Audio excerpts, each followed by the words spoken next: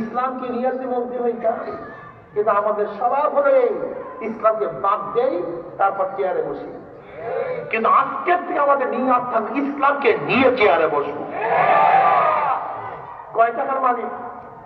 2 টাকার মালিক হইনি তোমার কাছে কেউ যেতে পারে না। তোমার রং, তোমার ঢং, কুকুরের রং ঢং হয়ে যায়। মানুষকে মানুষ মনে করো না। কি আজীব! তুমি 1000 কোটি টাকার মালিক হও, কিন্তু তোমার মধ্যে মানুষত্ববোধ যাবে কেন? তুমি ইনসান, তুমি মানুষ, এই পরিচয় যাবে কেন? তুমি দারোয়ানের সাথে খারাপ ব্যবহার করবো কেন? তোমার কর্মচারীর সাথে খারাপ ব্যবহার করবা কেন? তুমি গোলামদের সাথে খারাপ ব্যবহার করবা কেন? বরং যত টাকার মালিক হওয়া আপত্তি নেই, খেয়াল করো আল্লাহ আমাকে দিতে, ওকে দেয় নাই। এইটি আমার সবচেয়ে বড় চাওয়া এবং পাওয়া। কারণ ওর সাথে ভালো ব্যবহার করো, উত্তম ব্যবহার করো। ইন্নাকা লাআলা খুলুকিন আযীম। আমার নবী উত্তম চরিত্র নিয়ে দুনিয়াতে আসছে। কথা ঠিক না?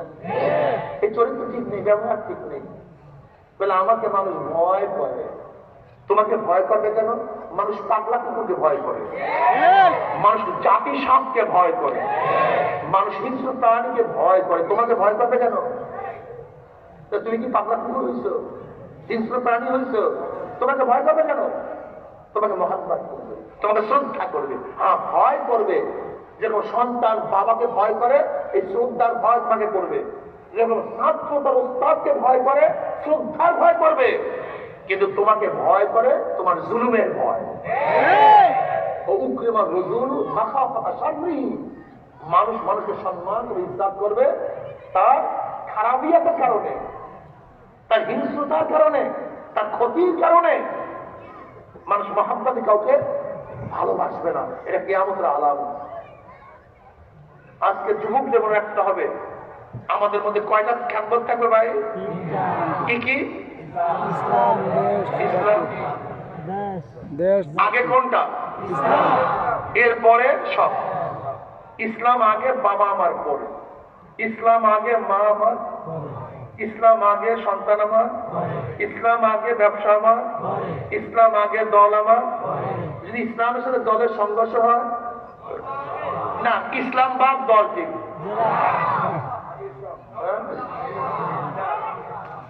ইসলামের সাথে যদি আমার নেতার সংঘর্ষ হয় না, আগে ইসলাম বাদ নেতা ঠিক। ইসলামের সাথে আমার স্বামীর সংঘর্ষ হইলে স্বামী বাদ ইসলাম ঠিক। ইসলামের সাথে আমার স্ত্রীর সংঘর্ষ হইলে, কথা বলেন না কেন? যদি বন্ধু সংঘর্ষ হয়, বন্ধু বাদ ইসলাম ঠিক। কারণ আল্লাহ কি বলছে? ওয়ালা তামুতুন্না ইল্লা ওয়া আনতুম মুসলিমুন। খবরদার, মুসলমান হয়ে কেউ মরিস না। ইসলাম বাদ দিয়েন না। ইসলাম বাদ দেওয়ার উপায় নাই। আমার মাওলানা পাক রব্বুল আলামিন সবাইকে ঢিল দিয়েছে, আমহিলহুম রুয়াইদা। যেরকম বর্ষিওয়ালা মাছের মুখের মধ্যে রশি লাগাইয়া হুইলের মধ্যে সুতা শুধু ঢিল দেয়।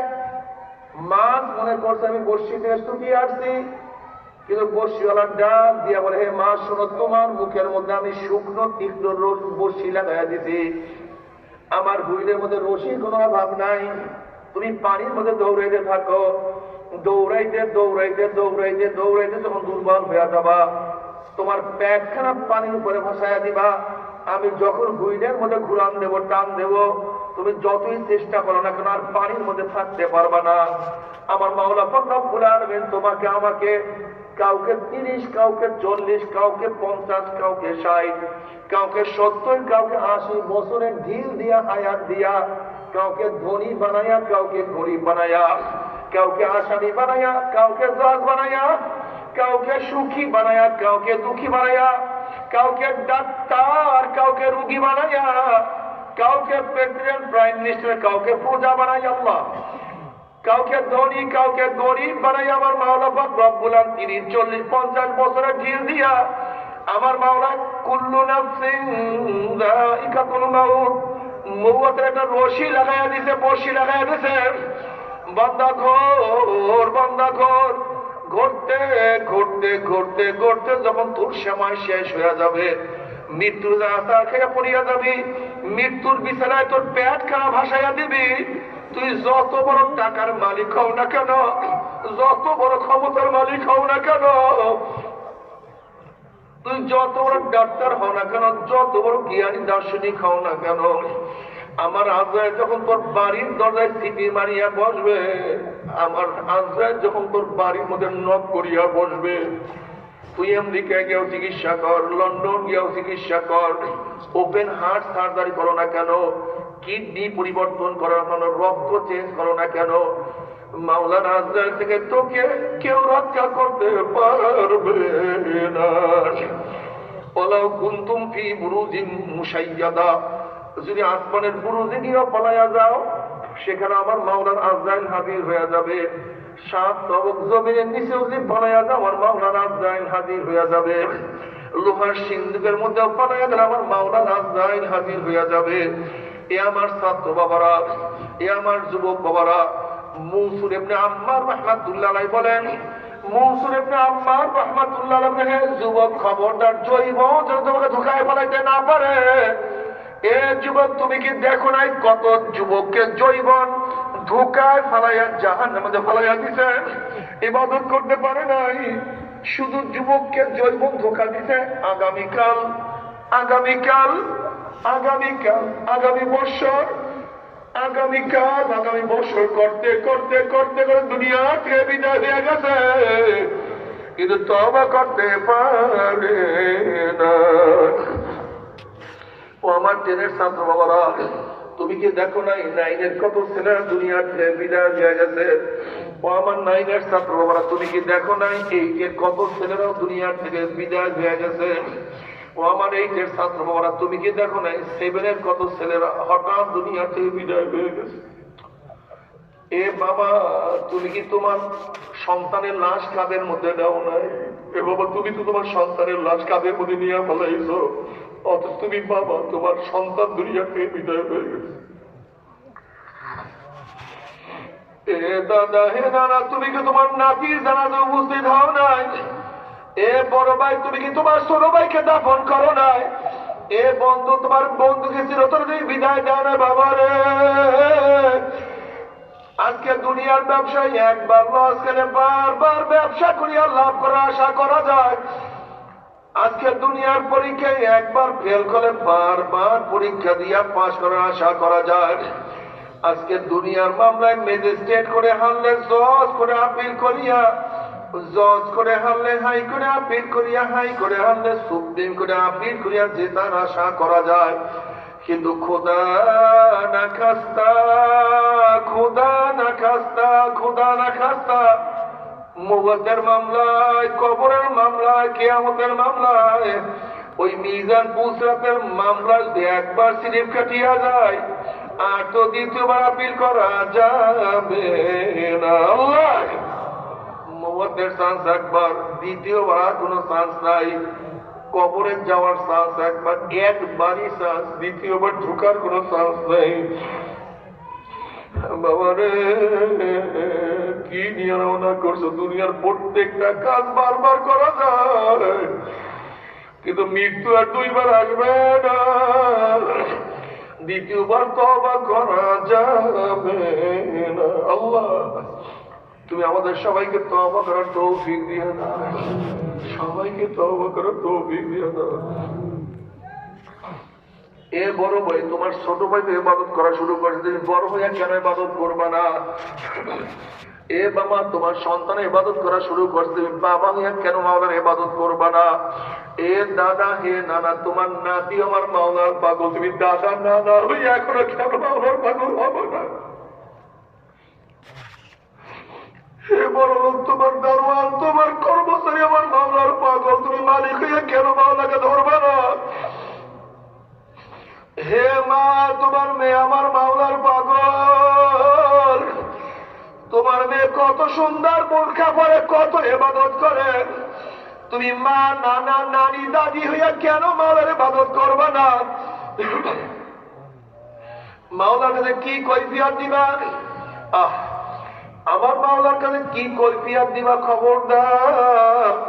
ওমর ইবনে খাত্তাব রাদিয়াল্লাহু ফরমান, হাসিবু ক্বাবলা আন তুহাসাবু, তোমার কাছে হিসাব নেওয়ার আগে তুমি তোমাকে হিসাব নাও। তোমার নামাজ পড়ার সংখ্যা বেশি, নামাজ কাজার সংখ্যা বেশি। তোমার রোজা রাখার সংখ্যা বেশি, রোজা কাজার সংখ্যা বেশি। তুমি কি চক্ষু দিয়া গুনার কাজ বেশি করছো না নেকের কাজ বেশি করছো? আই জবান দিয়ে কি নেকের আওয়াজ বেশি করছো না গুনার আওয়াজ বেশি করছো? এই কান দিয়ে কি নেকের আওয়াজ বেশি ঢুকাইছো না গুনার আওয়াজ বেশি ঢুকাইছো? এই হাত দিয়ে নেকের কাজ বেশি করছো না গুনার কাজ বেশি করছো? এই হাত দিয়ে অবৈধভাবে কত মহিলার গায়ে হাত লাগাইছো, কত গাঁজার কলকি, কত সুদ, কত ঘুষ, কত মদের পেয়ারা স্পর্শ করছো। এই হাত দিয়ে কত জুলুম করছো, কত অত্যাচার করছো আল্লাহ, কত খুন করছো, কত চুরি, কত ডাকাতি করছো। এই পাও দিয়ে কি নেকের দিকে বেশি হাঁটছো না গুনার দিকে বেশি হাঁটছো? এই অন্তর দিয়ে কি গুনার চিন্তা বেশি করছো না নেকের চিন্তা বেশি করছো? গুনাহ যা করছো তওবা করতে পারছো কি পারো নাই? আবার তওবা যা করছো আমার মাওলা মাফ করছে কি করে নাই? হাসিবু ক্বাবলা আন তুহাসাবু, তোমার কাছে হিসাব নেওয়ার আগে তুমি তোমাকে হিসাব নাও। আল্লাহ না করুক, আল্লাহ না করুক, আল্লাহ না করুক, হিসাব নিকাশ না মিলাইয়া যে মাওলার কবরে চলিয়া যাও। যখন কবরে চলিয়া যাবা, নবী আলাইহিস সালাতু ওয়াস সালাম রওজার সাথে সুরাক হইয়া যাবে, রাস্তা হইয়া যাবে।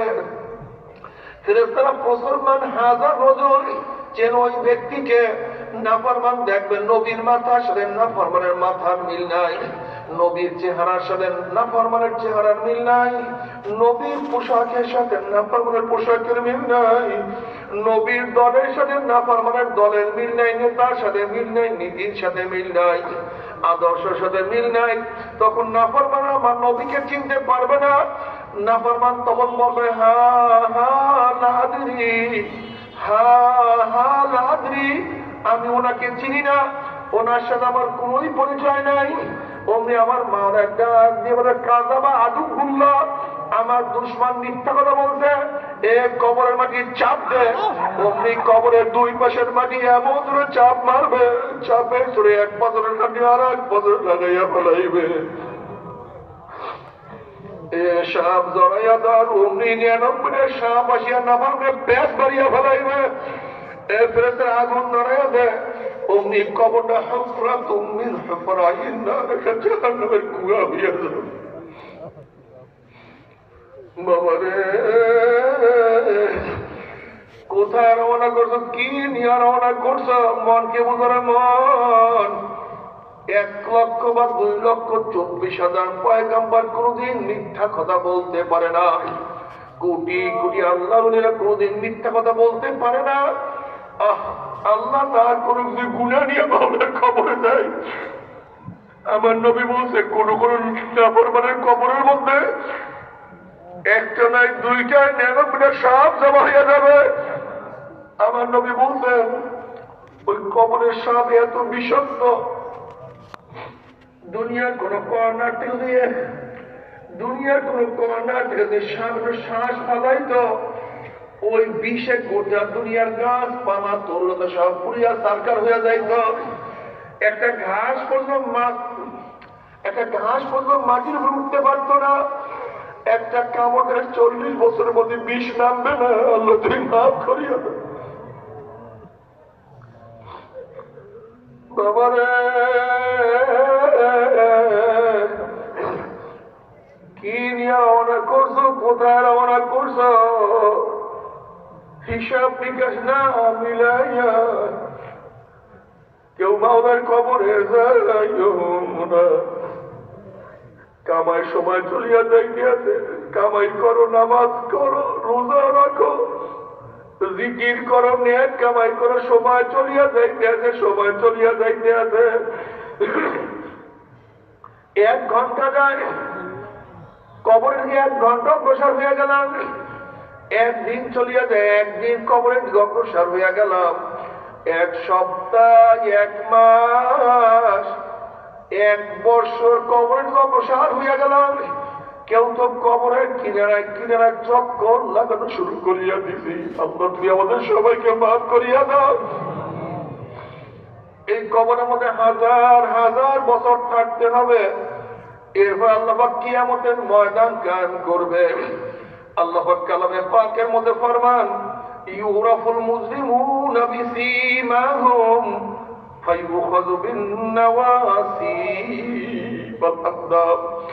যেরকম বিজ্ঞ ডাক্তারের কাছে রোগী যাওয়ার সাথে সাথে ডাক্তার চেহারা দেখলেই বলতে পারে কোন রোগের জাম রোগীর মধ্যে ঢুকছে, ঠিক কিয়ামতের ময়দানে গুনাহগারদের চেহারা দেখলেই তারা বুঝতে পারবে কোন ধরনের গুনাহ করিয়া নাফরমান কিয়ামতের ময়দানে উঠছে।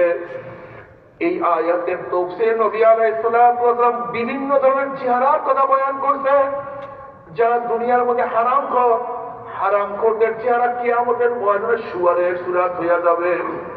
যারা দুনিয়ার মধ্যে হিংসা হাসাদ করবে তাদের চেহারা কুত্তার সূরত হইয়া যাবে। আল্লাহ মাফ করিয়া দাও। যারা দুনিয়াতে নামাজ পড়বে না, বেনামাজির চেহারা কিয়ামতের ময়দানে আল-কাত্তার মতো কালো হইয়া যাবে। যারা যাকাত দিবে না, ওই মাগুরি পেটের মধ্যে বিরাট বিরাট সাপ হইয়া যাবে। সাপ দুই চোয়ালের মধ্যে আঘাত করতে থাকবে। যারা দুনিয়ার মধ্যে জেনাকার পুরুষের চক্ষু দিলে মহিলাদের শরমগার মতো হইয়া যাবে। জিনাকার মহিলাদের চক্ষু পুরুষের শরমগার মতো হয়ে যাবে।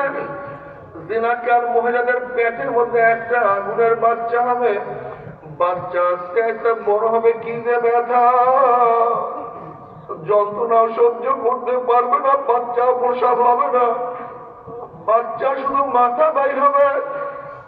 ওই বাচ্চার মাথার মধ্যে জাহান্নামের শিকার লাগাইয়া হাজার হাজার বছর হাজার হাজার বছর কাঁদতে থাকবে, কিন্তু বাচ্চার প্রসাব হবে না। বাবারে, কি নিয়ে রওনা করছো? কোথায় রওনা করছো? এখনো তওবা করার যথেষ্ট সময় আছে। এখনো তওবা করার যথেষ্ট সময় আছে। নবী আলাইহিস সালাতু ওয়াস সালাম ফরমান, আত্তাইনা যামবে কামাল্লা যামবালা। যে সমস্ত আল্লাহ পাকের বান্দাবাদী গুনাহ থেকে তওবা করে, আমার মাওলা তওবা করার সাথে সাথে সমস্ত গুনাহ মাফ করিয়া দেয়। আল্লাহ তুমি আমাদের সবাইকে মাফ করিয়া দাও। আমার মাওলা এত দয়ার মাওলা, আমার মাওলা এত মেহেরবান মাওলা, এত দয়ার মাওলা, এত মেহেরবান মাওলা। আমার মাওলার কাছে মাপ চাইতে দেরি, আমার মাওলা মাফ করতে এক সেকেন্ড দেরি করে না।